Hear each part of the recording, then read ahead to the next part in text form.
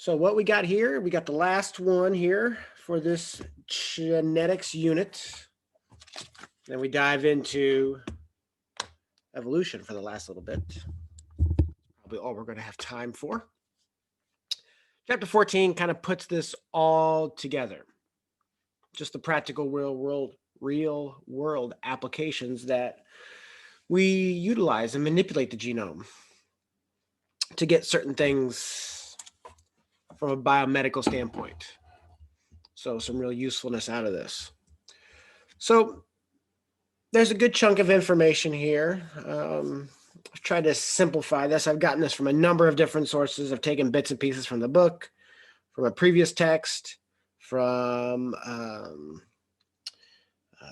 Berkeley, from FDA. So I've taken some stuff from all over. So again, if you're looking at the notes, you're going to be able to do pretty good on this thing. So, and I think pretty much everybody except for four people or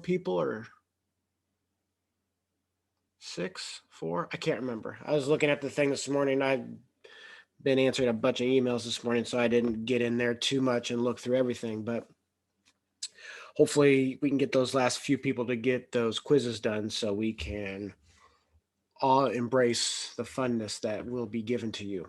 So let's look at biotechnology. What is it? Biotechnology itself, guys, is obviously something that is artificial. We'll talk about artificial selection and natural selection in the next, but this is something man-made, right? So it's artificial method to modify the genetic material, modify the genome. And the great thing about this is that we can produce a bunch of unique novel compounds to perform a multitude of new functions in various different creatures. And that sounds fantastic. We've been doing this with livestock. We've been doing this with crops, with livestock, with selective breeding, artificial breeding, where we are trying to get specific traits out of certain animals, like dog breeding. When it comes to crops, we've been doing that since, God, I don't even know when, 70s maybe, on a very rudimentary scale. And now that we've been able to, this was such a huge hot button topic of conversation back in the early 90s, mid 90s, this idea of biotechnology and biotech crops, genetically modified. So this is something that's been going on since probably a long time before any of you were really even born. From an application standpoint, guys, I mean, there's a lot of great things. I mean, for medicine, we're able to make antibiotics at a much larger scale. Pluses and minuses, I guess, for that. Vaccines. I have some examples later on about gene farming and how we introduce genes into cows. And then the product that they produce, it just gets into their milk, and then we can harvest whatever we want out of the milk. So it's pretty weird, freaky stuff.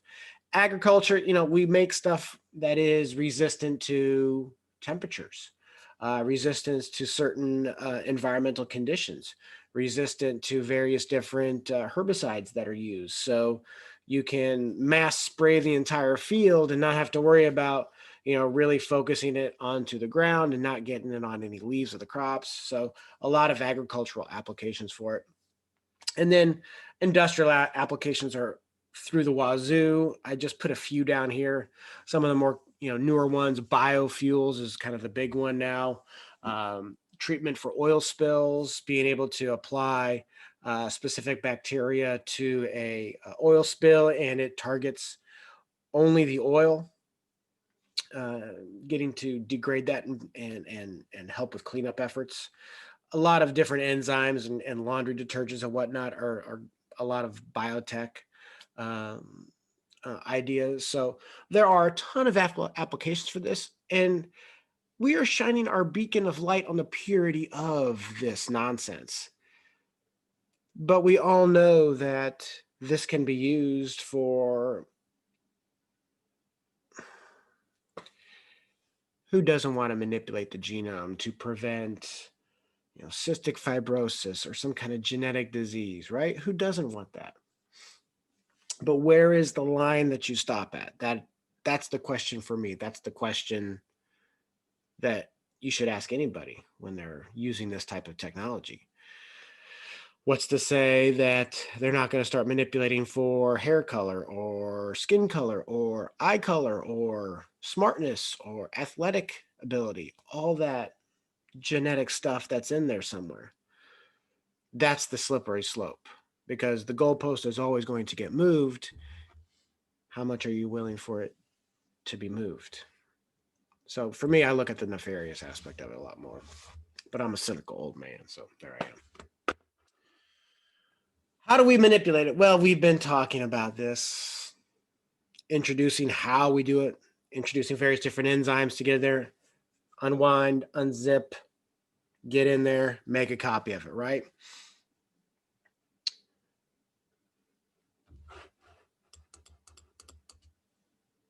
And that's how we manipulate this genetic material. And we're going to look at just some basic ways to unzip and get that genetic material that we can then spoon out, sort of say, and then we can lay it out in a gelatinous type of material, and we can look at the genome. It's pretty interesting what PCR is, gel electrophoresis, and we'll show you those here in a second here. But it's just the application of enzymes, and we introduced those enzymes in the last lecture or in the last chapter, and those are basically the same ones that we're going to be using now. There's a lot of other things that go into it, various different things to break down, to chunk it up in small pieces. And this is for us to be able to manipulate and use it. And that's what they're trying to show you here in these pictures here. I can't remember where I got this picture from. I can't remember where this picture is taken from, but you can see we take it, manipulate it with a bunch of different enzymes to kind of help break down and open up so we can get at the genetic material a heck of a lot easier there. And then you can see it creates this very big viscous strands of material that we can then throw into a gel pack and run an electric current, and then we can see everything that we need to see.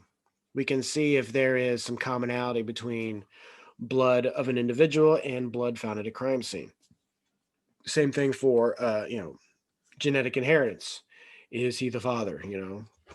Go Maury Povich on it here. So one of the major things that we have here, we have PCR, polymerase chain reaction, and we have gel electrophoresis. These are two major ways that we have to amplify, increase the number of genetic fragments for which we can test. And then gel electrophoresis is how we separate these charged molecules, the adenines, the thymines, okay? The A's, the T's, the G's, the C's, all right? And we do that by applying electricity, okay? These are negatively charged ions. And when we put it in this very alkaline pH, aqueous solution, the heavier the DNA, the farther it's going to move. And this is what gel electrophoresis looks like. And a long time ago, in a lab that I used to do up at Maple Woods, we did a little bit of gel electrophoresis. It was pretty cool. It's since gotten a little bit more pricey, and I don't believe we do it. I don't believe they do it up there anymore. But here is a great picture of looking at gel electrophoresis. They load them up into these slots, and I can't remember if I have a little video in here or not. I can't remember. I've been tweaking the lecture a little bit. But here, they put it in this gel, and then they just apply an electric current to it, and then you can just sit there and just watch as that negatively charged ion moves away from that negative field that's introduced up here. Negatives attracted to the positive, like charges repel each other. So that negatively charged thing just starts moving. And you can kind of see here, the heavier items start to really move down, but then what happens? They get stuck. They get stuck in the gel, and then they don't move anymore. And so those smaller and smaller and smaller fragments can keep moving. Now, if they're really big and thick like this one, I mean, that's a hugely negatively charged ion, so it's going to move really, really far. But you're able to compare your sample from something that's known. And you can really see if there's any true commonality between the DNA molecules. And they do this a ton to kind of figure out, to isolate DNA fragments to really see if it is something that is related to, the crime scene. From a law enforcement standpoint, this is what they're doing. And this takes quite a bit of time, even though you can see it happen in real time. It is something that takes a good deal of time. And depending upon how many DNA samples you have, you got to test every single one of them at a crime scene. So you can see how this can take an extraordinary amount of time considering all the crime scenes you have and all the potential genetic material that you could potentially find at a crime scene. And I'm using law enforcement because that's the most obvious application for this. So you can see how this can take an awfully long time because you got to prep and do this every single time, and it's pretty laborious, this gel electrophoresis.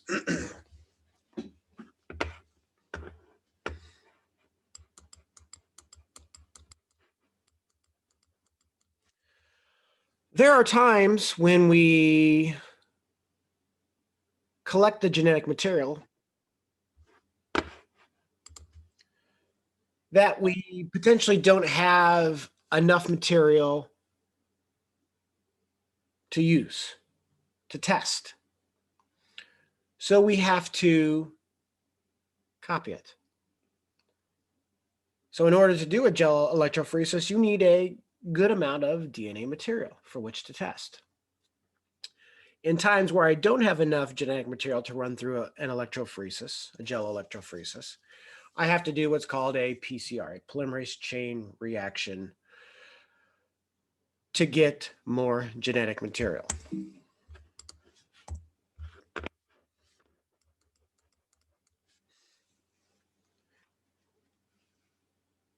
And again,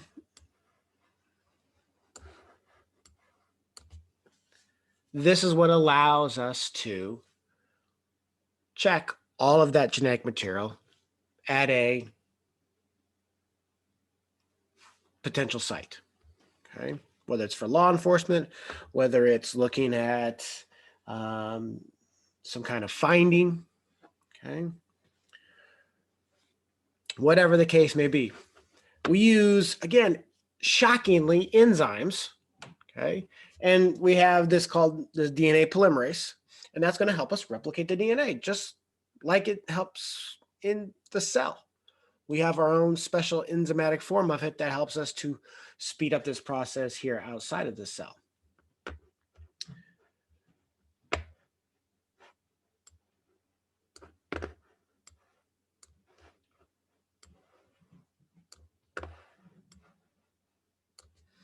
And so there's a lot of great applications for this. I keep saying the negative because it's just easy. Crime scene investigation.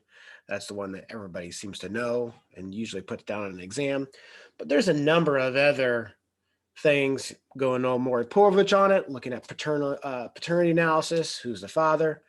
Again, comparing stuff that you find in various different archaeological digs, comparison of small amounts of ancient DNA that can be found, comparing that with modern organisms. That way you can kind of see if there's an evolutionary link there. That would be the potential for that. Biotechnology, biochemistry is kind of one of the aspects of determining evolutionary patterns of inheritance and stuff like that. Or just determining the sequence. And this is what they would do. This is what they did when they did the Human Genome Project. They would do polymerase chain reaction to give us a vast amount of genetic material so we could test it in a multitude of various different labs around the world.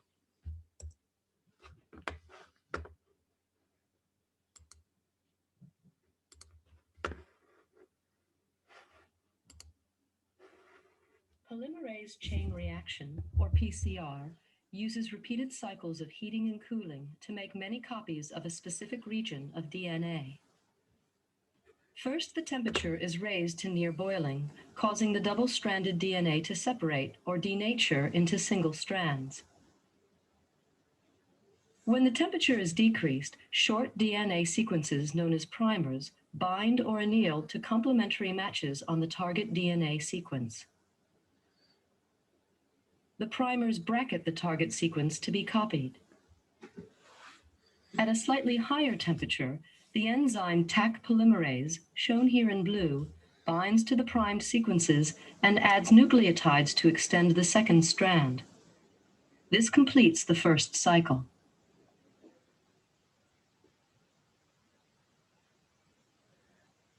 In subsequent cycles, the process of denaturing, annealing, and extending are repeated to make additional DNA copies.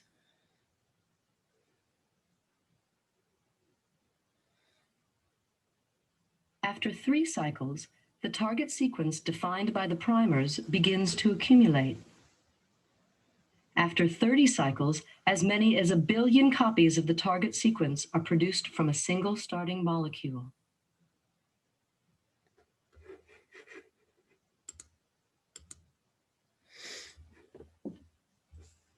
And that tag polymerase, it's DNA polymerase. Okay. I don't need you to know all the specific names of all this nonsense. Okay.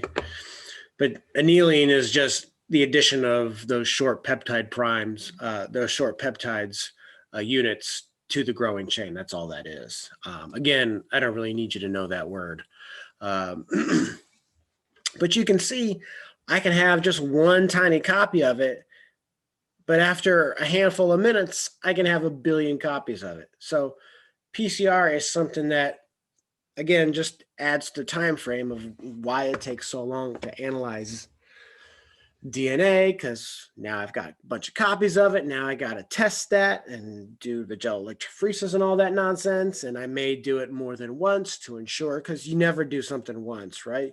You want to do something at least 2 or 3 times just to make sure that you do have the proper information, the proper analysis done. So you have a better picture from which to give to, a scientist, a detective, whatever the case may be. Oh, yeah.